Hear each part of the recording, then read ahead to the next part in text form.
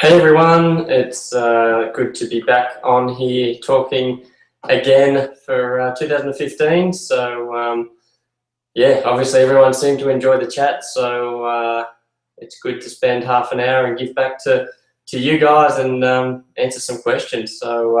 It's good. I'll get into it and start answering your questions. But I guess first of all, the year started off quite well. Adelaide was a bit tough, but the Grand Prix on the weekend was a really good result. I think it really shows that in our day we can win, and that's a good feeling. So we'll keep making sure that the days that we can win are more often, and try and eliminate the bad ones. But it's good that we're finally getting some direction with the new car. All right, the first one, did you change your seating position and seat this year because it looks different? The seat's in exactly the same spot, but the fact that the cameras are at different angles, and also I think because it's high definition, it makes it look a little bit different position. But yeah, I thought the same. When I looked at the camera angles, I thought it looks like most drivers are in different positions, but it's because they're shooting from different angles. But exactly the same car for me. All it's got is a different external body shape, but the actual position, the equipment, everything inside it is the same as last year for car 5. Do the setups between the FGX and FG differ much? It does actually. The setups that we used on the FG were pretty well a compromise to make the car stable on the brakes. So we used to actually detune the car, which was really hurting our performance. And to stop it from sliding under brakes, we made it lazy. So that made the car stable, but then it wouldn't turn. So effectively, all you did was make it go slower to try and fix some deficiencies. But the FGX has got good stability, so which potentially too much when we're at Adelaide. And now we're going to try and make the car turn, because gone are the days where you have to stabilise it through mechanical grip. It stabilizes through aerodynamic grip, and now you've got to change how it turns. So a lot different, and that's why we're still learning. Adelaide we couldn't get there, but the Grand Prix we tried some new things and it did work. So I'm sure we'll get better, but everyone does. Everyone improves. So if we don't, we'll get left behind. So we've got to stay on top of our toolbox and get better. How excited are you for Simmons Plains? And are you a big fan of the track? I actually, love the track. I think it's one of the best we go to. It's only got 6 corners, but in qualifying, it makes it really tough, because if you get one corner wrong, it's about 20% of the lap. So statistically, it's the toughest track we go to. So I think it looks easy on paper, and it's one of the toughest. So I love it, and it's always been good for me in FPR for some reason. We have always got podiums there, and I remember the 1-2 with Bridie a few years ago, or many years ago now, but the 1-2 there was awesome, and the 1-2 with Will as well. So our team's had good results, and it's been kind to us. So always love it down there. Relating to Ford's announcement of not supporting the sport beyond 2016, what does this mean for you as only ever driving for Ford? It's kind of a bit of a shock, but at the same time, I don't think Ford's dead, to be honest. I think there's a lot that's going on that the team's working with and Ford's working with as well. But at the moment, it doesn't look good. But I wouldn't rule out a Ford for the future, but at the same time, you never know what's going to happen in this sport. But Ford have a different president every cycle, and different presidents have different ideas, so you never know what will happen. But there are other manufacturers looking at our sport, and we're obviously a very good team. So hopefully it's Ford. I've only ever driven a Ford. They've been great to me. They got me in the sport, so I've got a lot of loyalty to them, so we'll see what happens. Do you feel comfortable in the new FGX? Is it the championship winning vehicle? It's good. The car feels nice, to be honest, but I feel we got an upgrade to be equal. But the Commodore's also got an upgrade. They got a bigger rear wing that went further back. the Volvo didn't homologate, which is pretty obvious why they wouldn't. And then this thing got an upgrade too. So we're not the only ones that feel like we improved our balance, but the Grand Prix was definitely the best car I've had for a while. But at Adelaide, it was really tough. So if we can be good for 12 months, we need to get better at those other tracks. But Bathurst, Sandown, Tassie, Queensland Raceway, they should all suit our car quite well. But Gold Coast, Townsville, Homebush, they're potentially the challenge. So we'll see how we go. But if we can get better at those tracks, we'll have a chance, and that's what you want. You don't sit here saying you're going to win it, but I think for once we're equal, and if we get beat, we get beat. That's just how it goes. Can you see ProDrive working with Penske DJR in the future? We actually do at the moment. They pay for an engineering package through our team, but it's pretty well. It's a very one-way street. They pay us, we give them engineering support, and on the weekend at the Grand Prix, we were obviously going quite good, and they just have access to our setups, our data, and we work quite well together. So obviously at Adelaide, when Marcus was quick, we wanted to look at his data and see what he was doing in the shootout. But they've been definitely working quite well with us, and it's a good relationship, so it works quite well. What motivated you to get into motorsport, and who was your idol when you were growing up? Have you always wanted to race for FPR? If you get a chance to answer my question, could you say hello to my 7-year-old sister? Hi, Natasha. Hello. You should be in bed. It's 8:10. Oh, 7 years old. You still got another 20 minutes.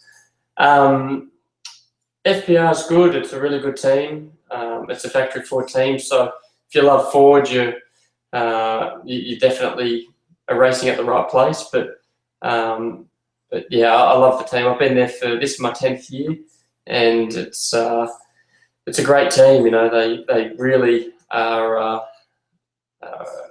family team. They allow your family to come into the garage. They make you really part of their family as well. A lot of teams don't, and ultimately winning is the thing that you want to do. But at the same time, you got to love your sport and love your job. And my team definitely make me a lot more comfortable than potentially other teams out there. So I'm glad I'm at FPR, and I've got another, I think it's 4 years at least at the team. So that's going to take me well into my late 30s, and it's going to take me 13 to 14 years. So it's a really good relationship. Castrol Racing Australia, good sponsor. Who is the better singer, you or Chaz? I think I've got Chaz covered, to be honest. He's into heavy metal, and I'm more a diva, so definitely got Chaz covered in the singing department. Congratulations on the weekend. The balance of work life and family is brilliant. What's your secret? You have such a gorgeous family. It's great. Again, I think the team also helped on that side, allowing the family in. But I'm lucky. Renee obviously helps with the kids because I love them at the track, and when they are there, I obviously can't look after them. So she has to do all the work. But it's great when you hop out the car and see your kids and your family there. It definitely makes you enjoy your sport a lot more. So it's a great mix. And when you come home, we pretty well don't talk motorsport. It's everything but. So it's a good balance, and just don't bring your work home with you, and that seems to work quite well. I was wondering if you feel the pressure to succeed from fans, and how do you deal with that pressure when things aren't going right? It's a pressure job. It's no one could ever put more pressure on me than what people, fans do. I put a lot on myself, but it's a tough sport. But sometimes you feel bad. At Adelaide, you're driving around, and you know that the car wasn't 100%, but there's lots of fans that are on the side of the track that are cheering you on, and you want to do the best, and you feel like you let them down sometimes. But end of the day, you're trying your best, and it's only one person can win. But I really want to win a championship, and Bathurst was great, but I'd really love to win a championship. Some folks hanging around. and yeah, just get that number 1 on the door. So that's the goal, and we're trying really, really hard, I promise. Besides your victory at Bathurst, which one of your race victories would you rate as one of your best? Probably one of my best ones was last year at Darwin to reuse a set of soft tyres. We felt like we outsmarted the field, which was really cool because you never do that.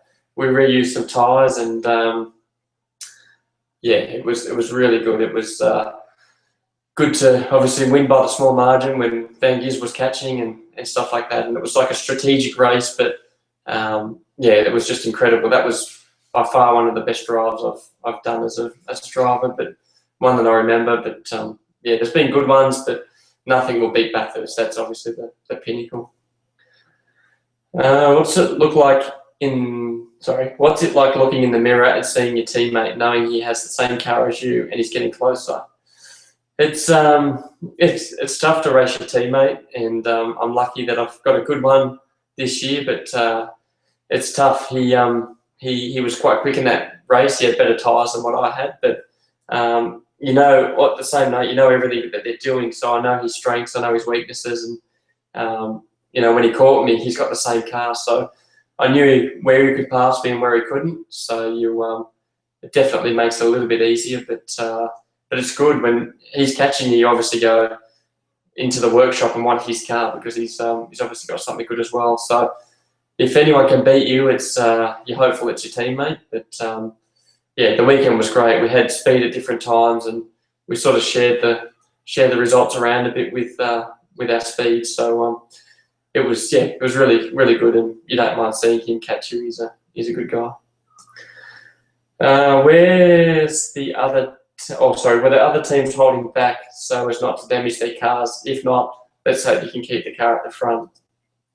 It's funny, you know, it's a funny weekend, and I heard some guys say that they weren't trying, you know, they're just trying bits. But if you ask those same guys 2 years ago when they won, they tell you how much they were trying and everyone else wasn't. So you can pretty well rewind and press play and get a different answer from each driver depending on their results. But you know, the best way to stay damage-free is to go at the front, and that's what we decided to try and do. You know, we tried our best, and last year I tried just as hard to finish. I think we qualified 18th. You know, it was a horrible day, and when you're in the pack, rolling starts, you normally get damaged. So the best way to combat that is qualify pole, dictate the pace, and get clear. So you know, we tried things, but you never ever try things to go slower. You try them to go quicker. So that's what everyone does. With the AZ rolling starts, how do you decide when to go and how long to hold back? Well, the rule is with the AZ zone, and that's probably something that people have been slightly confused with, and that's some other drivers, but the AZ means acceleration zone, and there's one at the start of the zone and one at the end of the zone. The poleman has the right to come out of the last corner, maintain speed between 50 to 60 kilometres an hour, and he can't accelerate or decelerate, has to keep a constant speed, which race 4, I did 52 kilometres an hour for a constant speed and hit the AZ zone. And 3 races earlier, I went on the AZ zone, but race 4, I decided to go 2 grid spots later. And as a poleman, you have every right to go whenever you want. People anticipated that I would do the same thing for the 4th time and accelerated. And when obviously the cars didn't move, they hit the back of the car in front. So, you know, from grid 6, 7, 8, 9 onwards, you just can't see the car in front. So they go off either their engineers calling it or when they think the car ahead's going to go. But, you know, we saw cars from the back almost at the front before we even accelerated. So it was pretty easy to see who was going to get penalised. But, you know, to hear comments about the poleman doing something, you know, happy for my footage to be shown and stuff, because what I did was well and truly within the rules. And yeah, that's what it is. But it's a horrible start. I think the rolling starts are just garbage. So they should not use them, which they don't. But the Grand Prix is the only place they do. So it's a spectacle. It's what they're trying to create, and it's what they got. But yeah, damaged cars is not a good thing. Just wanting to know if you got the Christmas card my old man Stefan made for you for Christmas in 2014. We sent it to FPV Melbourne. He keeps asking me for his only for. Yeah, I got it. It was really cool. So I put it on my Christmas card desk that I've got. So thanks for that. It took pride of place. So the team always pass stuff on. So yeah, really cool. So you have to thank him for that. It was yeah, really cool. Are you completely happy with the pace and handling of the car, and what was the improvements made to get the pace needed? At Adelaide, I wasn't. I was struggling, and it was pretty tough. I just struggled with understeer at Adelaide, and the quick corners, I just tended to feel like the front was pushing too much, and I just couldn't get the exit speed I wanted.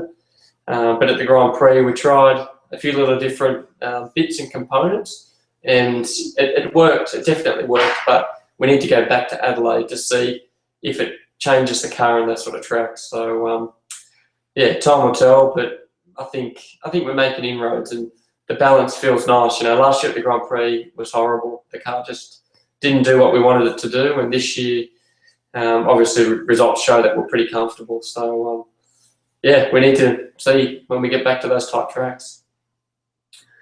How much, if at all, are you assisting Ambrose with the car setup and driving, like I suppose he would have when you were at SPR? Ambrose, they have gained access to our data, so whatever we use or do, they have access to, and we're always helping them. So yeah, he doesn't ask much, though. He's obviously very experienced guy, and he knows what he's doing. So yeah, he's very good. Is Chaz Mostert a real name, or is it a cooler version of the name? There goes Renee, looking after Oliver. A real name, or is it a cooler version of his name, Chaz Mostert? No, it's his real name, but he gets called Chad and Chaz and all different sorts of things, but his name's Chaz, and his last name's Mostert, so apparently he's got Dutch heritage, and it's his real name. But yeah, he seems to be going pretty good, and he uses his name to his advantage. So nice pajamas, Renee. Really nice. What else we got? What are your thoughts on the Mostert wink-up incident, having been in James Moffat's position a few years back? James Moffat, sorry, I don't know about the Moffat position, but the Mostert wink-up thing, yeah, to be honest, I saw it in 2008 when Courtney and Lowndes did the same thing. Yeah, Chaz didn't know he was there, and I don't think Whincup did anything wrong, to be honest. It was as much as I'd back Chaz over anyone else. It was it was on the outside, and Whincup doesn't yield, and we know he doesn't yield, and I don't blame him. I think it was just a racing incident, and just one of those things. How are you feeling about winning 4 races and not getting any points? I feel good. I don't really, points are points, and if I had the points, I would have had 300 for the weekend. But at the same time, I've got a trophy. We sprayed champagne, and we've got a lot of confidence. So it's about backing it up now. But I feel awesome. It was an awesome weekend to qualify pole after 13, 14 months of a drought. Yeah, massive confidence boost. So we'll see if we can do it again. But points, no points. I'll try and win whenever I can. Even when I go to Brazil, I'm going to try and win. It's not for my championship, but it's what you do. You put a helmet on and race hard. So yeah, happy with the weekend. How is Jason Gray different to the other engineers you have had, and do you guys still talk to James Small?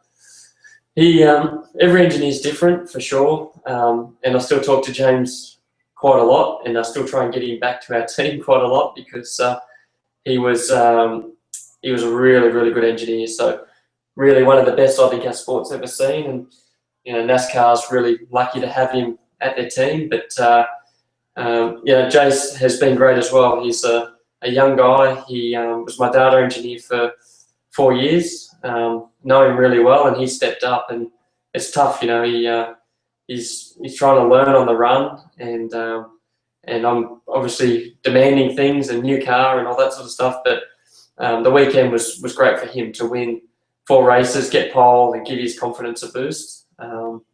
He needed it because Adelaide was tough, and it was a really tough weekend, really hard on him, hard on everyone. So we got a win, got his confidence up, and we'll see how that goes into the future now. But he's a very, very smart guy, and probably one of the smartest guys I've ever met. It's just the experience that he's needing to catch up on, that's all. When it comes to holidays, what do you do, and is it hard to not speed or be a little aggressive? It's not too bad. The cruise control is probably the best invention that's ever been made, that you can set a cruise, because the cars feel obviously pretty slow compared to a race car. So, but in holiday wise, we go anywhere, but we've got the kids. So normally you Google the family friendly hotels and holidays, and if they're happy, you're happy. So we normally do that first. Question is just wanting to know why at the Eclipse of 500 in qualifying for all races, when you were timing in the top 10, you would pit and park and then get bumped either out of the top 10 or way down the order. That's a good question. And hindsight, you're 100% correct. You often think that you're safe. And when I pitted, I had one set of tyres left. So going into the shootout, I wanted to be, if I was 10th, I didn't really mind. But I knew with new tyres, I could bump up potentially to the front row. But there's no use having new tyres if you're sitting in the garage. And that was a mistake on our behalf. But we did a good time, we thought, at 20.3. And there was a lot of guys in around the 20.5s and 6s, and they did a better job. They bumped up to the 20.2s, and we miscalculated. So definitely in hindsight, we should have put them on, but you learn. By now, you would have seen Mark Dutton's comment on the race 4 smash. The comment was that was fully intentional. He did that to cause a shunt. There's no question. How does that make you feel? I was really annoyed to read that. Was there a reason why you went further into the acceleration zone before going? I did go further into the acceleration zone because I can and I could, and I'm surprised by the comment. I don't need to really comment on it, but he made himself look stupid, and it's one of those things you just read and just laugh at, but it's normally a compliment, to be honest. When those guys are talking about you, they're normally concerned or disappointed or something. So he's made himself look like a fool a few times, and that was just another example. Do you guys see your backsides in a Mustang and racing them in a future V8 race category? I'm not really sure. I think I'd love to, which would mean that Ford is still in the category, which would be really cool as well. But it would be the perfect car. And in 2017, with the rules, we're allowed to obviously run 2 doors, different engines, different everything. So it's the perfect time for a Mustang to come in. But who knows? We need Ford in the sport first of all, and then I guess we worry about what car. But I'd love to have Mustangs versus Camaros versus Skylines versus whatever. It would be a bit of history coming back into the sport, and that would be really cool to be involved in. Did you meet Arnold Schwarzenegger? No, I didn't, but I saw that he was on the podium, and didn't get to meet him, unfortunately. We met the guy who handed our trophies out was I think the GM of MSS Security, and Formula One had Arnold Schwarzenegger. So different people for different podiums. Do you think the AGP races should be included in the championship? It's a tough one. I think we put the same amount of money and effort in to go to those races. The only thing that I'd say that stop the chance of going is if we crash, if there's a massive crash and we're time certain, safety car comes out and we get 5 laps. I don't think you could have a championship result of 5 laps of racing. So for me, it's a bit of a I think if it was an hour race, definitely. If it's 30 minutes, we need to look at it. But the racing needs to be longer. But that's all controlled by Formula One. It's got nothing to do with V8 supercars. So I think we're lucky to be part of the show, and we'll see what the future sort of goes to. Is Steve Owen your co-driver again this year, or will Pro Drive Racing mix it up? We've got Steve Owen signed, and we've got Cam Waters signed, and we've got Dean Cano signed. So Dean would more than likely go with Dave, just purely on his size and his build, which would leave Cam and Steve Owen. But to be honest, either of those guys, I'd put my hand up and love to be with. So it makes sense to put Stephen with me again, seeing we've got good relationship and a bit of past history and stuff from last year. But Cam Waters as well, I've helped him through the DVS, and he's a ripper young guy. So if they said you've got Cam, you've got Steve, I think we've got two of the best guys in the category. So we're doing well. If your children wanted to race cars, would you allow it? I don't think I have much option, but I think it's going to happen. Oliver's already been on the track and got his taste of it, and he loves it. So I'm sure we'll be at the go-kart track one day, probably racing Courtney's kids versus Tanda's kids versus Caruso's kids versus whoever. So I'm sure the history will keep going, and we'll be racing those kids in the future. But if he does, so if he wants to play football, or if he wants to play cricket or soccer, or I don't know, dancing, that's probably borderline. But if whatever he wants to do, I'll support. So he's a good child. I think he'll probably take up motorsport. I'll finish off with a couple because I've got to get up at about 5 a.m. to go to Brazil, which I don't say that every day. We've seen Craig Lowndes come over to Europe to race the 24-hour Spa. Is that something you would consider? I'm not sure. I think Brazil stock car race is going to be really cool again, because it's really competitive. 38 cars covered by a second. It feels like what we do here at home, but the Le Mans 24-hour stuff, it's very, very different. So I'm not sure. One day maybe, but we'll have to see if, first of all, you can get a drive, and secondly, if it suits the calendar, because it's normally at a really tight part of the calendar. So it's sometimes quite hard to do, because what you do here is your priority, and what you do over there is pretty well for fun. So we'll see what happens. All right, last couple. We'll finish up. We're going to find a good one here. What have we got? Good job on the weekend. Do you have any idea where you will be racing when Ford leave, or is it still too early? Will we be overseas? I think we're going to be overseas, and I think Asia's the spot that we really need to get into. America was awesome, but whether we go back there or not, who knows? But Asia is definitely a good spot to go to, and then if you end up in Asia, that opens the door for so many manufacturers that are out there. So I think if V8s were trying to do something, then Asia would be the spot that I would be targeting personally. But it's time will tell. They don't really reveal too much until things are done, and it's definitely on the cards, I'm sure. All right, I think that'll we'll finish up there. But thanks again for the support. It's we're going to have tough rounds, but it's great that on the good ones you've got support, and on the bad ones you've got the same amount of support. So I read all the comments, and really appreciate everyone that supports me and the team. And we're trying. We're still trying. Hopefully, one day we can get that championship for you guys and for ourselves, and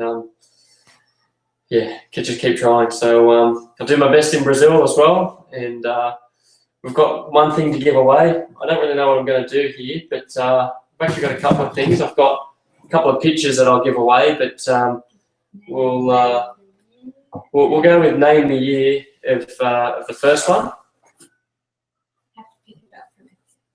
I'll make sure it's not exposed there. Great car, really sad result. But yeah, it looks good here. I'll have to get, if you can pick it up from FPR or PRA, it would be good, and you definitely can have it. So the first person that posts on the post and the Join Me Now post, then yeah, it's all yours. Second one is that one. So if you can name what year this one's from, you can have this one as well. So yeah, just put on the post. Obviously only put it on there if you want the picture, but yeah, good history. One car was really quick, ended up in a ditch, which was my fault, and the other one won some races. So thanks guys. We'll keep doing these, win, lose or draw.